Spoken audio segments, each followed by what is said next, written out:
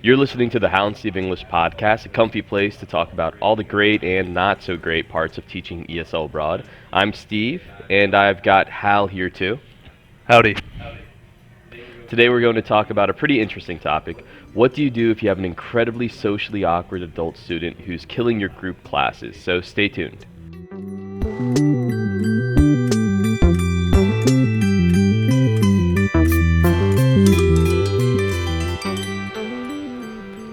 Before we dive into the topic of awkward adult students, let me fill you in on some new stuff on How and Steve English. As you know, we make the best ESL materials ever. At least that's what we like to think. So this week we've got two awesome resources for free. And if you go to our website, howandsteveenglish.com, you can find them there, or you can join our private Facebook group. You just need to search How and Steve English Lesson Sharing Group. And also remember, for $9.99 a month, you can join our teacher membership program, which will give you unlimited access to all of our materials. We really appreciate all your contributions, and we promise to spend your hard-earned cash very wisely on chicken and beer and probably Korean barbecue. All right, let's get into this. How? So I think we should definitely be considered experts on this. Maybe. That might be too braggadocious, but we've definitely had a ton of really awkward classes, which probably isn't something we should talk about or brag about, but we've had a ton of adult classes, and a ton of those have had really socially awkward adult students in them. So, what would you, classify as a socially awkward adult student, just so we're all clear on the topic? Well, I'd say as far as in the classroom, that you take it a step further, and it's a learner that doesn't think that they're going to have to speak, doesn't want to speak. So they go into the language learning class assuming that the social awkward part is not going to be an issue because they don't have to actually speak to learn. They can just sit in the class and listen and take notes. Yeah, that's great. I think that's a really good point. And I think there's something also there, because you could confuse a socially awkward student with just a shy student. And the big difference there is a shy student warms up to you eventually. They're shy because they don't know you yet. So what do you think is really the difference between a shy student and a socially awkward student? Yeah, so as you said, I guess that's the distinction we need to make there. The shy student will, within about a month, start to mesh, start to speak, start to get comfortable with the other students. The socially awkward student will continue to sabotage your class indefinitely, and they will blame the others' students and or yourself, the teacher, for whatever issues take place. Yeah, I think that's a really good point. I think you touched upon something else too, which is, what they begin the class socially awkward, and then as it goes on, the frustration of not being able to communicate with other students really develops into this anger about not being able to communicate with the other students, which then turns into types of blame, and they may sabotage your class even further. In my experience, whenever I've had socially awkward students, it's really been a big struggle to get them to participate, because obviously English class is more than learning a skill. It's more than learning what you would learn in a computer science course, which is something that you can just practice on your own to become good. It's communication. English is communication. You need to have other people there to communicate with. So being socially adept, at least a little bit, is really important in the classroom. And when you have those students who can't socialize, and like you said, they become frustrated, and maybe that frustration is then basically weaponized against you. It's like, man, screw these other students, they're no fun, and my teacher sucks. This guy's the worst. He doesn't know how to talk to me. He's this loser, this random dude teaching me. He sucks. What can you do? So I guess at first, what do you think? Is there a difference between the different genders when students are socially awkward? Are there different tactics that you have for male and female students? How about, different age differences? A younger socially awkward student, do you handle differently than an older one?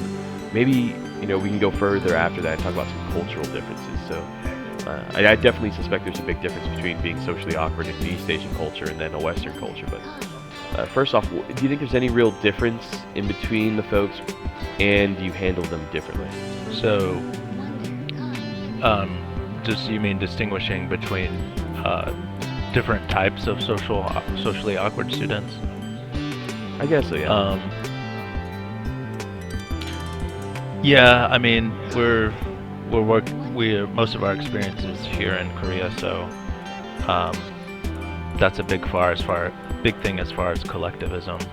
So I guess first you would start with the distinction: is it somebody that just doesn't fit the group demographically? So you've got a group of housewives, and then like a younger man, and then us, or different ages. I mean, it's a big deal. It's kind of weird. So you may have a problem just because of the people in your class, the social dynamics. They simply won't accept the person. The person may just be a little bit socially awkward.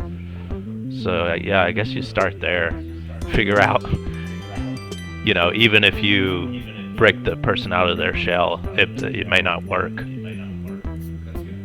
That's a good point, yeah. So, in that situation, what would the solution be? Just changing their class to a Yeah, I think group of folks more I similar think to you them? and me have both learned, like, you simply have to remove the person from the class, or you have to make a new class. The clients will quit.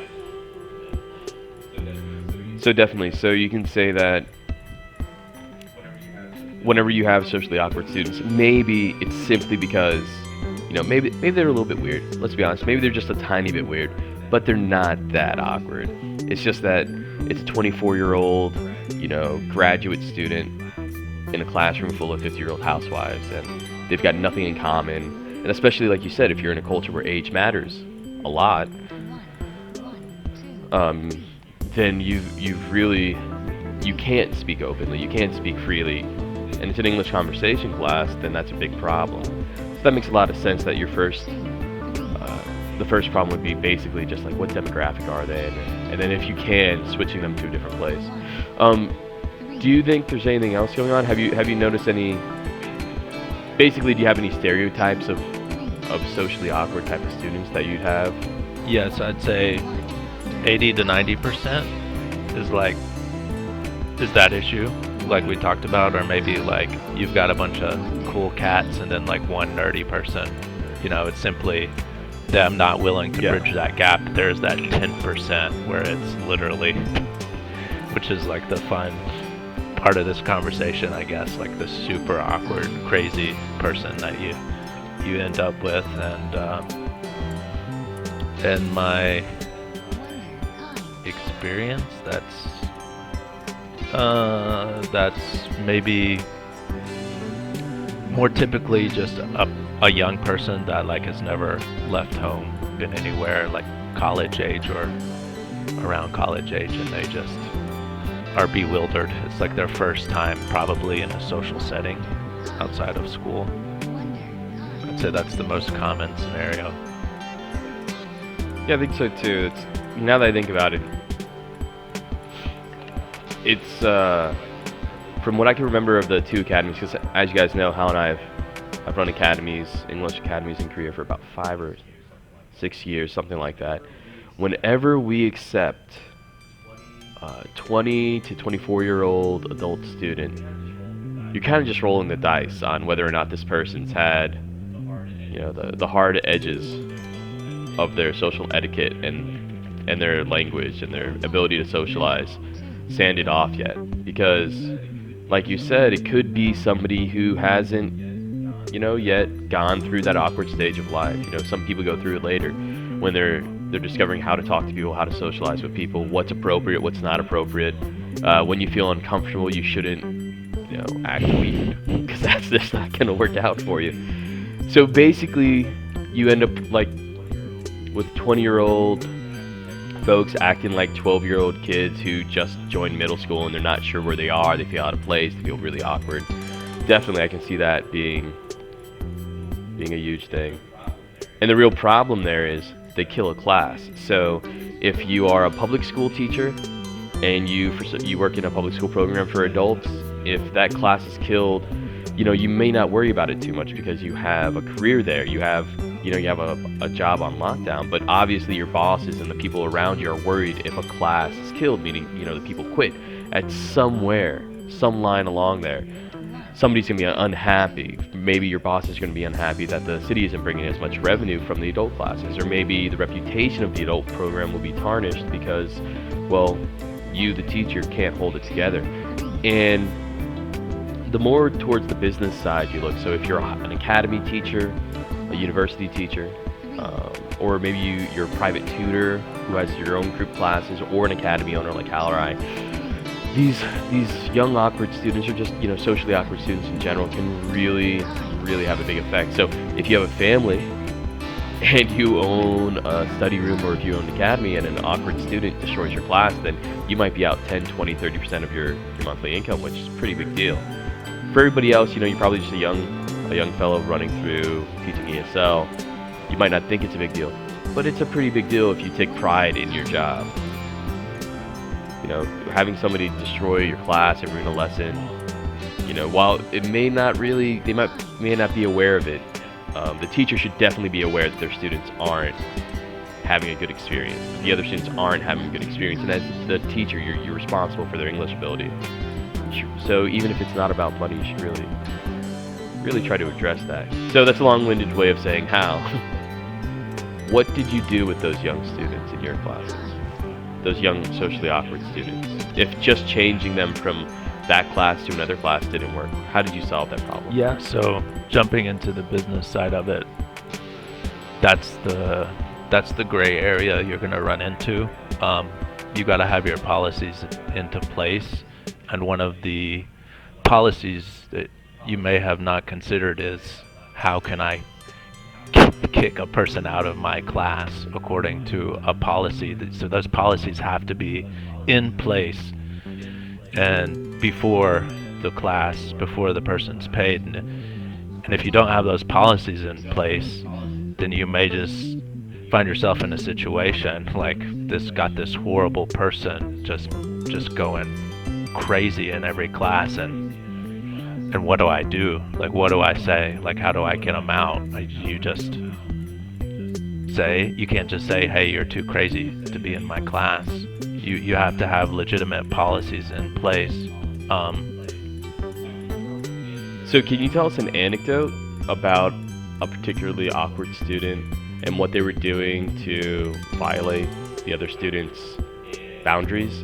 And what policy did you have then, or what policy did you institute after that to make sure that didn't happen? Yeah, so the example that comes to mind. Don't say any names.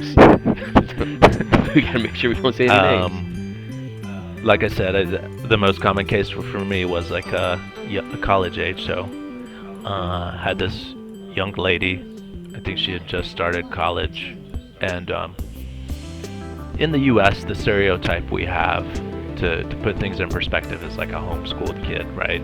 Yeah, that's what we think of when we think of someone that's had no social settings exposure.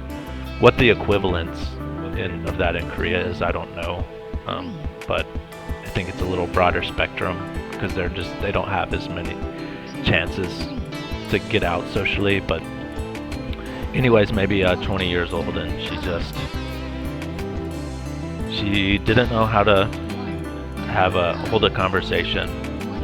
Of course, she would make kind of weird sounds randomly, that would just, kind of freak the students out. She would space out. She would do other things, and then she would just, make the generally like super awkward statements that you're not supposed to say in public or around other people.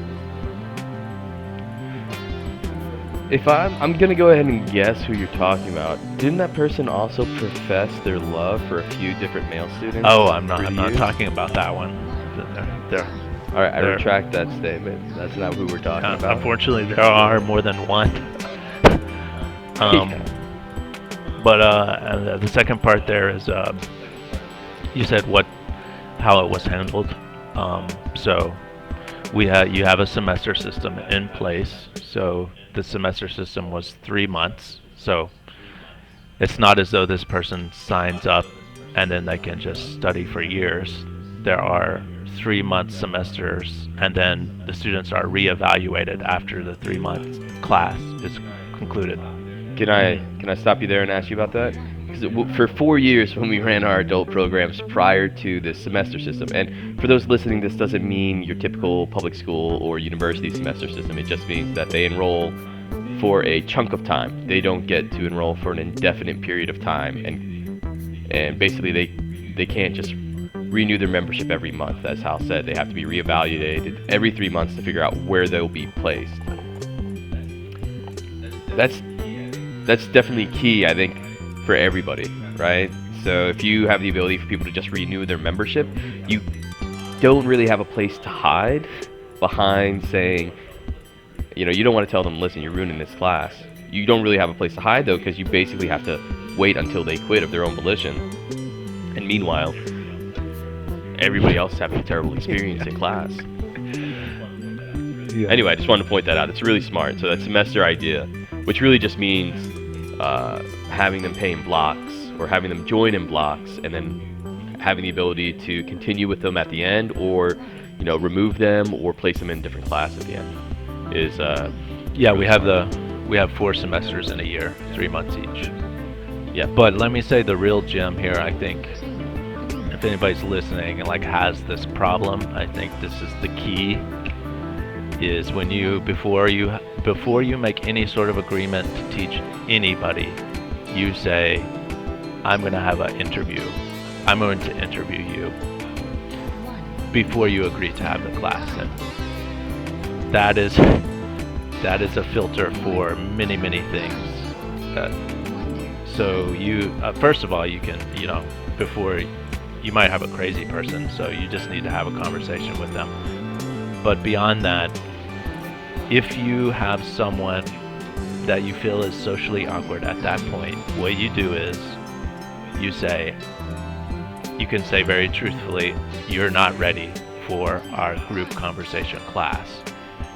You need a one-on-one class to prepare you before you can be in our group conversation class, and the one-on-one class is expensive. And so they will rightfully pay you for you to deal with them one-on-one, because they need to be taught more than conversation. They need to be taught how to function, how to have a conversation, how to be in a classroom setting. And you charge them a lot of money, and if you can take them to a point where they're ready to be in a class, then good on you. And if they don't ever make it, then they just quit your one-on-one class. So would that be your big solution? For me, that's the big there? solution. And if you don't want to do a one-on-one class, then you just make it too expensive. Make it too expensive, or say it really depends on my available Right. time. Right now, You've got some my options time's there. Yeah, it's filled up. So that really covers the basis for a lot of different types of teachers. The online ESL teacher, 'cause believe it or not, they do group classes as well. Your general private teachers or tutors who are going around and doing group classes here or there. Definitely covers your academy owners.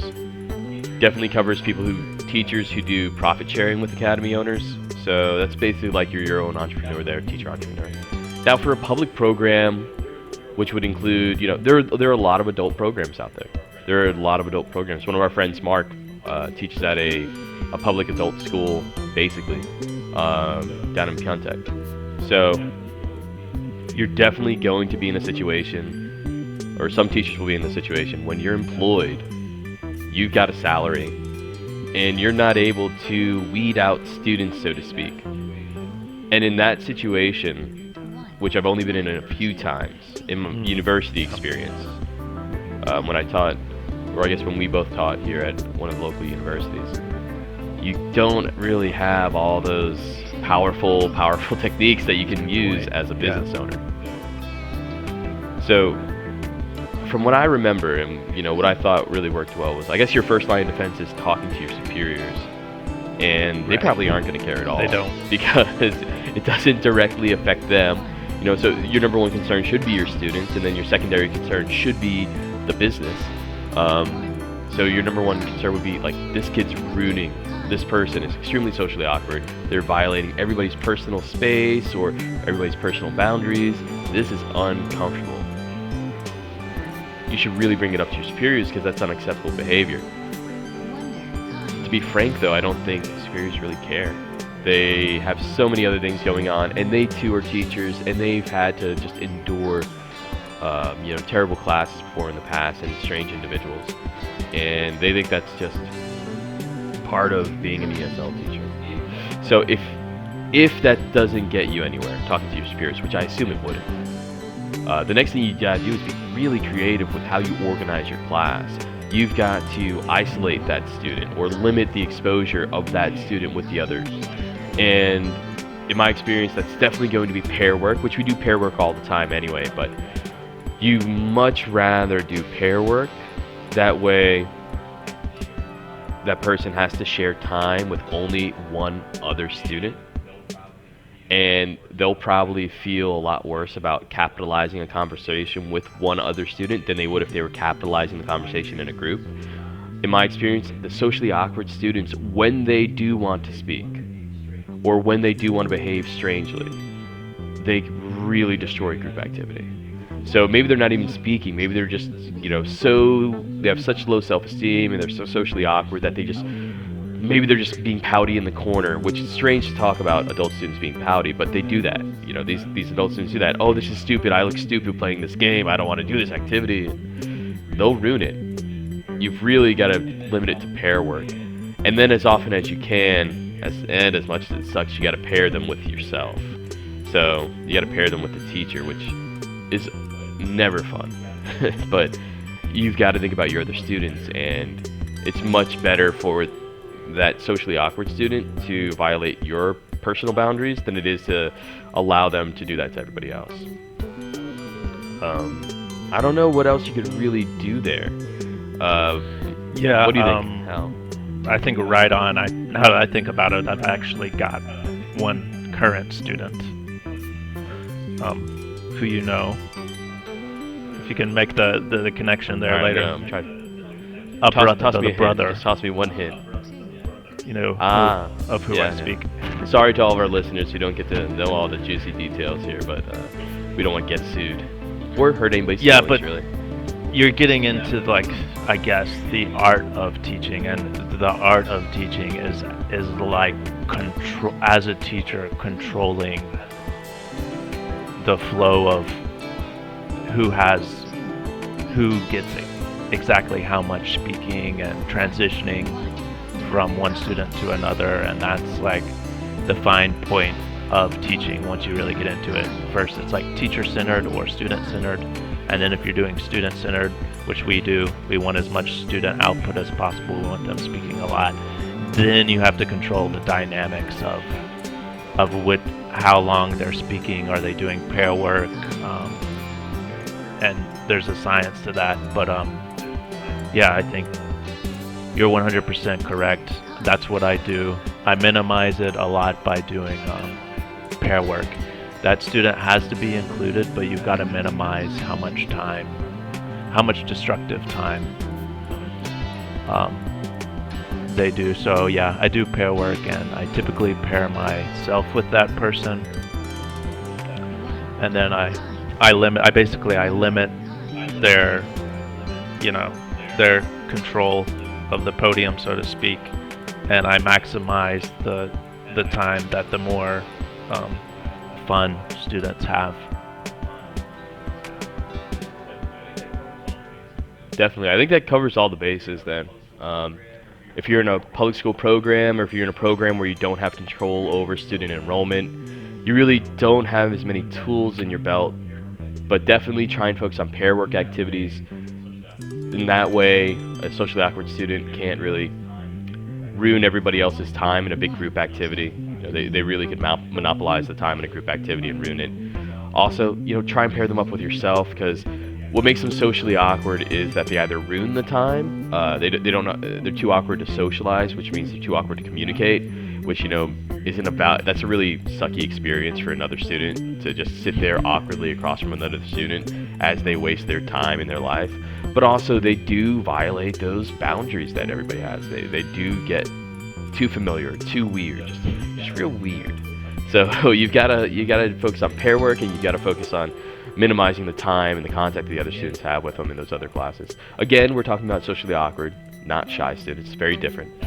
Now, if you do own your program, or if you have some power over enrollment, so that means if you're a tutor, private teacher, maybe you're doing profit sharing, teaching at one of the schools or academy, or you're an academy owner yourself, you have a lot more in your tool belt. You can put in place some policies, and if they break those policies at any point while they're enrolled, they're out. You can give them a cautionary warning that says, hey, listen, let's play this carefully for a month or two. If you're not up to this class, I'm going to recommend that you change classes. You can do that too. And like Hal said, you definitely need to make sure you interview your students before they enroll. And if you notice that something's not quite right here and the student's going to wreck my class, go ahead and tell them they're not ready to be enrolled in that particular class, and tell them they need to join private class, a one-on-one class. And if you don't want to teach one-on-one, tell them you don't have available time. You probably shouldn't tell them directly that they're weird, because that's pretty rude, They'll figure it out eventually. Most people will figure it out eventually, and they're just working through the weird part of their life, Everybody goes through it at different points, but for the most part, we're talking about people that didn't get a chance to socialize yet, so they're just going through it. But you don't want to. People aren't coming to your program to help somebody get over their awkward stage. So you just want to make sure that it doesn't negatively affect your students. That is anything else to add? A good summary there of everything. Let me just add a quick blip here with the pair work. Do not stick them together for an hour or 30 minutes. Rotate your pair work. That way, if you can't stick yourself with the person for 30 minutes, you limit 2 minutes, 10 minutes, like how much the other students have to be with that student. Do not stick a single student with them for 30 minutes. Yeah, I guess we kind of made a big assumption there. Yeah, guys, don't do 30-minute pair work. That's very stupid. Do 2, 3, 4, 5 minutes. 5 minutes at the most, 2 minutes at the lowest, and rotate. If you only have 2 or 3 students in your class, get creative with it.